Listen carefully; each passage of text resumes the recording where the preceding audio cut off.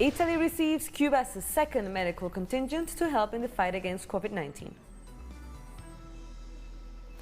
Brazil records first coronavirus death at a newly built field hospital. And Ecuadorian police announced more than 1,000 bodies have been retrieved in Guayaquil. Hello and welcome to Telesur. I'm Carla Gonzalez in Quito, and this is from the South. We begin with the latest update from Venezuela, where Vice President Delcy Rodriguez has just spoken, providing the latest COVID-19 figures. So we can now see with these 9 new cases, of which we've provided details on, that Venezuela reaches the 189 mark for cases nationally, fortunately maintaining a flattened curve. We also want to inform that Venezuela is the top country in Latin America with the greatest application of testing. As of today, Venezuela has carried out 203,708 tests.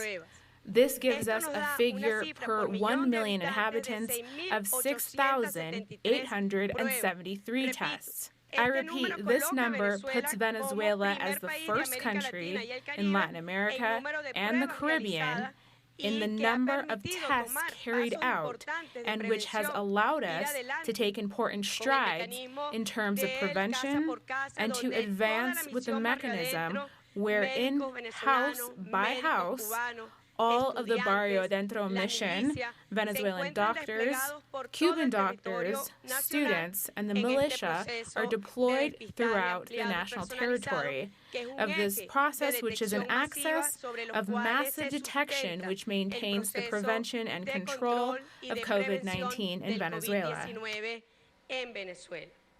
And a second group of Cuban doctors has arrived in Turin, Italy. They arrived on Monday morning at the Turin-Caselle airport to collaborate in the fight against COVID-19. The latest team of Henry Reeve medical specialists was greeted by the city's mayor and other authorities. The first medical brigade from Cuba arrived on March 22nd and worked at an emergency field hospital in Crema, Lombardy, to support local hospitals which had been over capacity.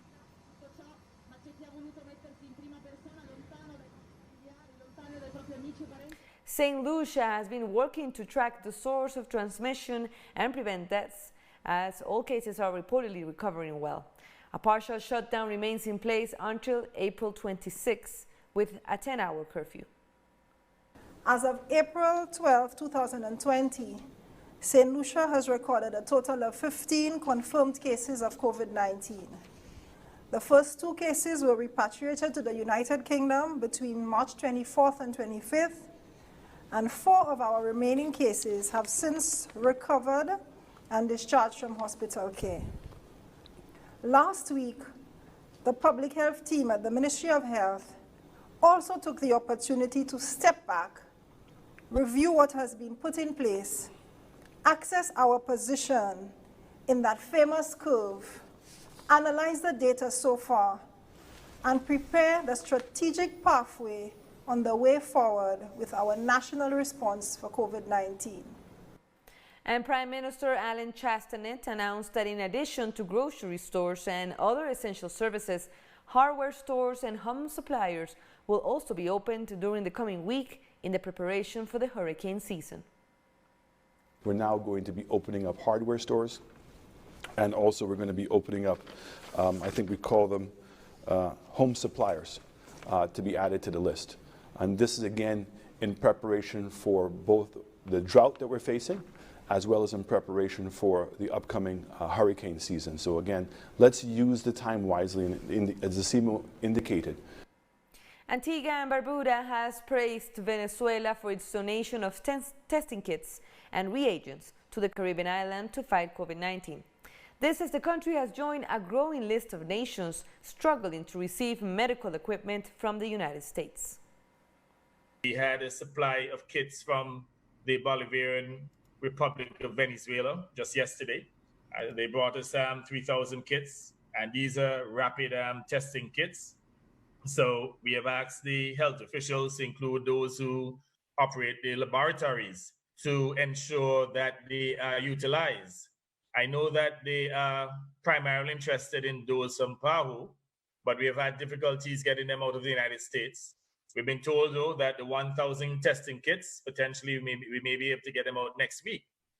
But again, there's some uncertainty. And as you know, there's some disruptions as well in the supply chain. So we have asked the officials here to utilize the initial 2,000 kits that we got from China, plus the 3,000 that we got from Venezuela.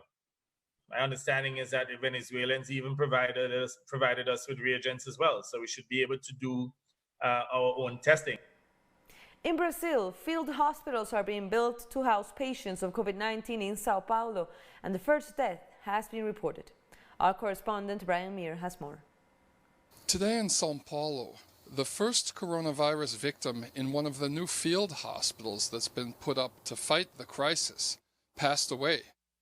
Now, what was interesting about this is that the city governments built 2,000 hospital beds in 2 different locations in the city in tent hospitals. And when it was announced that the person passed away, they also said that only 3.6% of these hospital berths are being used at the present moment. This is interesting because initially last month, scientists predicted that the Sao Paulo public hospital system was going to crash by mid-April.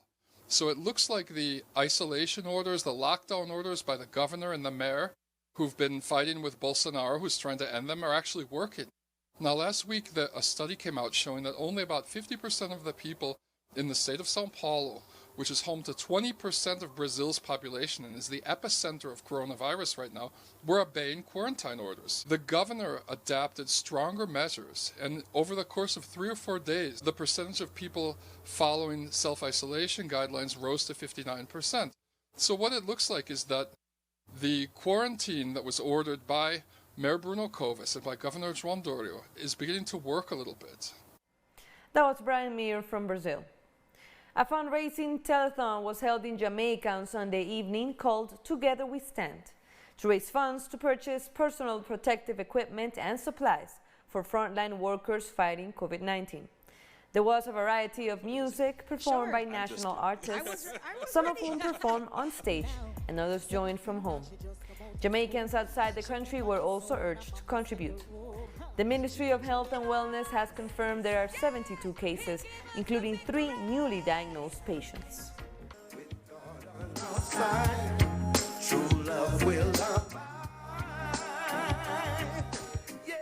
We have more stories coming up. We'll be right back. Stay with us.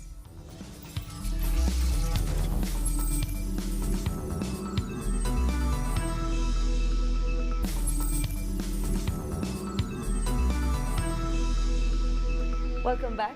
Thank you for joining us again. Police in Ecuador say they have retrieved more than 1,000 bodies in recent weeks from homes in Guayaquil, the epicenter of the country's COVID-19 pandemic. Authorities are digging graves as the disease has overwhelmed hospitals and funeral homes.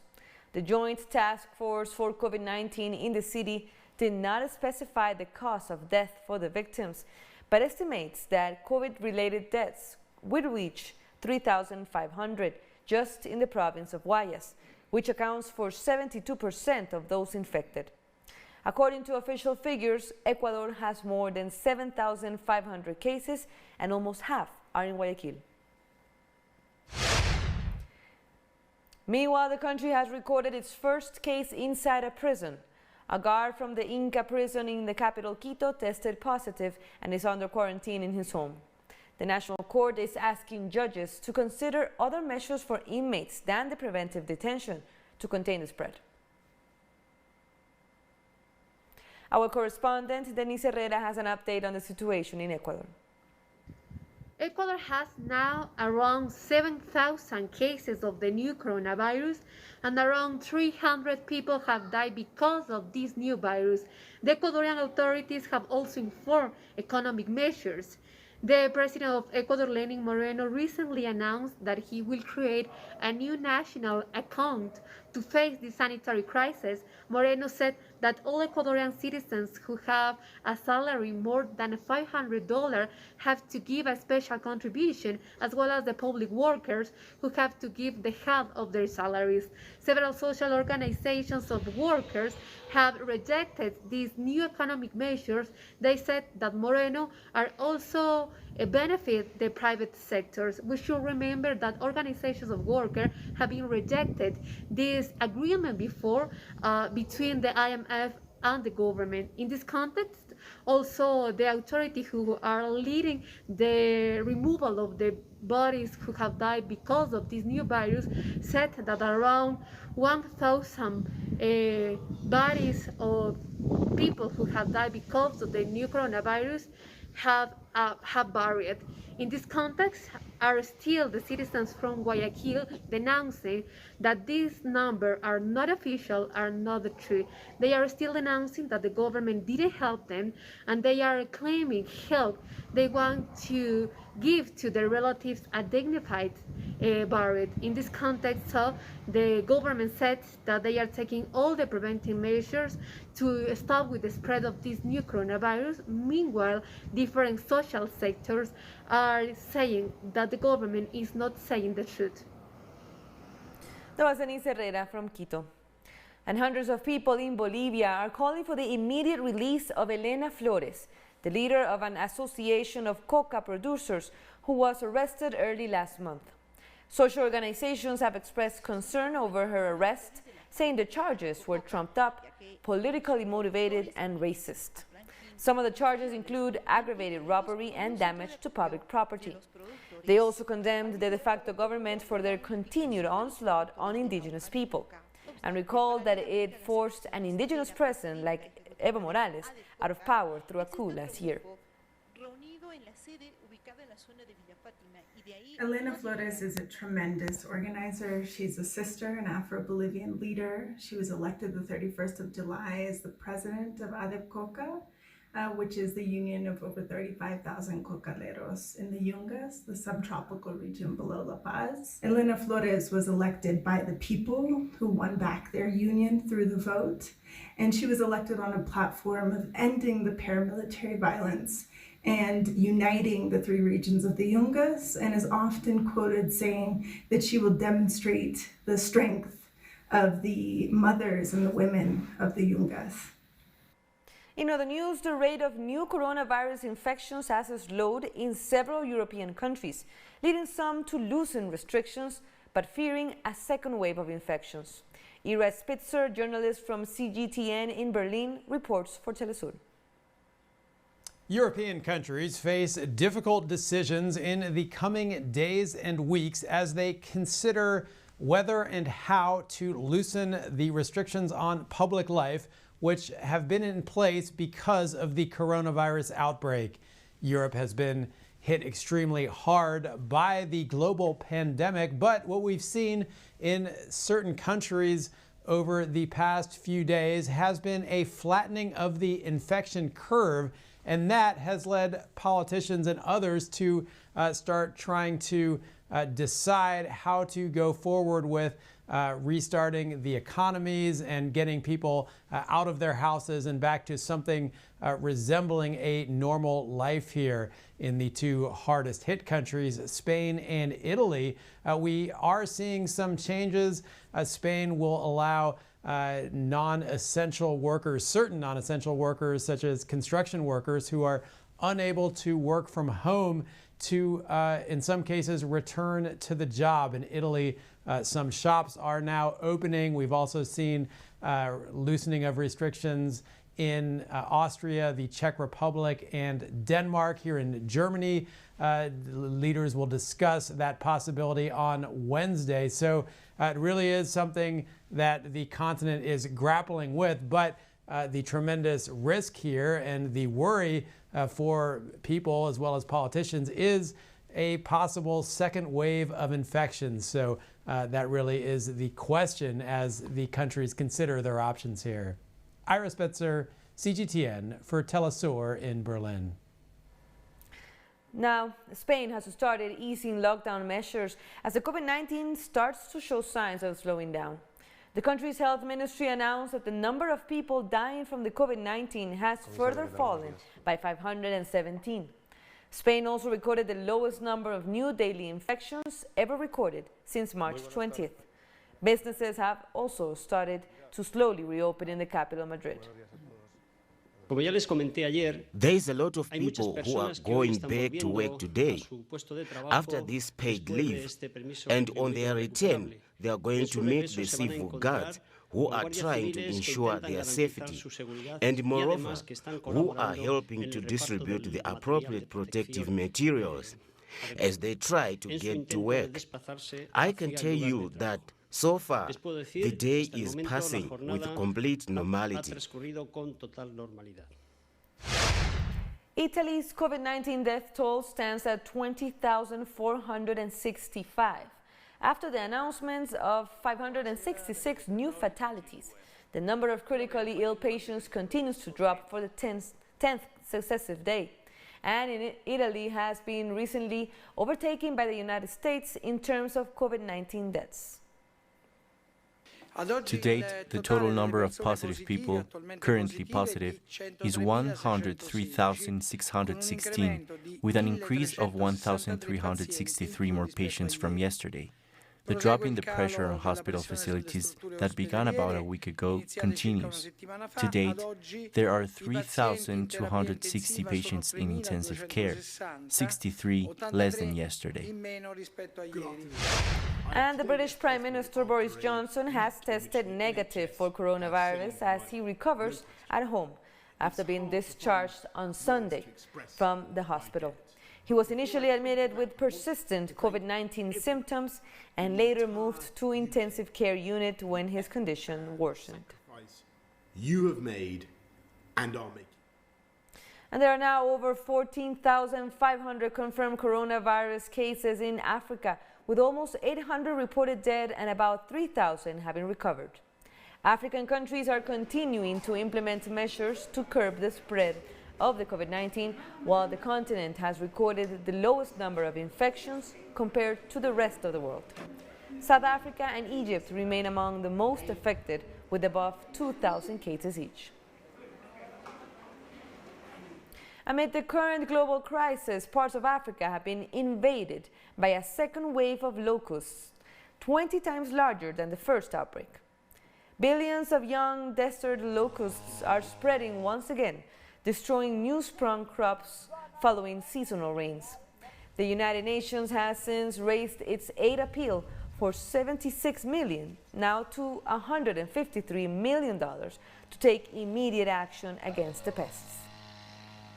We are likely to have a two scenario, the corona effect and the food insecurity in the country, because most of the affected areas in the country, the crop, the vegetation, the pasture, the rangeland has been seriously affected, and that combined effect can have disastrous catastrophe in the country. They are being a menace, eating our grass and even getting to our manilladas. When the animals eat the grass where the locusts have defecated, they fall ill and some even die. When we slaughter our livestock, we find locust faces on their stomachs. Without a doubt, I think they're affecting our health, animals' health, and the environment as well. We'll take a short break now. Join us again after this.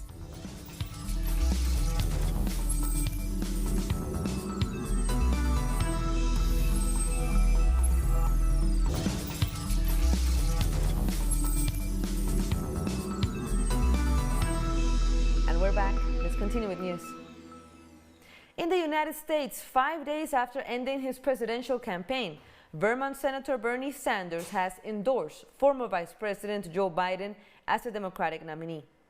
This serves as encouragement for Sanders supporters to rally behind Biden as well. The two former rivals appeared via live stream on split screens, talking to each other. Sanders told Biden, "We need you in the White House, and I will do all that I can to make that happen." And stocks have opened lower on Wall Street once again as the United States reached record COVID-19 cases. The S&P 500 index fell by 1% early Monday after it had surged 12% last week. Stocks fell despite oil prices having improved after major oil producers agreed to cut output as ways of cushioning the slowdown caused by the coronavirus pandemic. In Russia, President Vladimir Putin has expressed concern that the nation is facing a surge in the number of patients seriously ill from COVID-19. The number of cases is reported to be growing steadily by 16 to 18% a day. We see that the situation is changing daily, and unfortunately, it's changing for the worse. The number of infected people has increased. Moreover, there are more and more severe cases of the disease. I have already said it, that the upcoming weeks will be determining. The coronavirus death toll in Iran has raised to 4,585 after 111 more patients have been reported dead. Iran's Ministry of Health also announced that the country is reopening government offices outside Tehran to help contain the pandemic. More than 40,000 people have, however, recovered from the virus. 1,617 new cases of COVID-19 have been confirmed, and considering that number, we have 73,303 confirmed cases across the country until today noon. Venezuelan Vice President Delcy Rodriguez provided an update on the COVID-19 a short time ago, and she also informed of a phone call held between President Nicolas Maduro and the President of Iran, Hassan Rouhani. During the course of the morning, President Nicolas Maduro held a very important and fruitful phone conversation with the President of the Islamic Republic of Iran, Dr. Hassan Rouhani. They have ratified the solidarity between the two countries. We want to remember that both countries are geopolitical victims of the government of the United States, Mr. Donald Trump, victims of criminal blockades, and victims of illicit sanctions. Yesterday, Pope Francis, during his discourse on the Easter Sunday, called for the lifting of these measures amid the COVID-19 global pandemic. It makes it even more criminal, this economic, financial, and commercial blockade against our countries, when we know that all of us are in the middle of this battle, in the middle of a pandemic which has affected the whole of humanity. The official opening of the Grand Egyptian Museum has been postponed to the year 2021 due to the COVID-19. Egypt's Ministry of Tourism and Antiquities said for now restoration work inside the venue will continue. The museum has been under construction for over a decade and is intended to showcase Egypt's ancient treasures. When completed, it is intended to house 50,000 artifacts, including the famed mask of Pharaoh Tutankhamun. And we're sure to hope to see that mask of Tutankhamun as well. And with that, we end our news brief, but you can find these and more stories by checking our website, telesurenglish.net. And be sure to find us on social media. For Telesur English, I'm Carla Gonzalez. Until next time.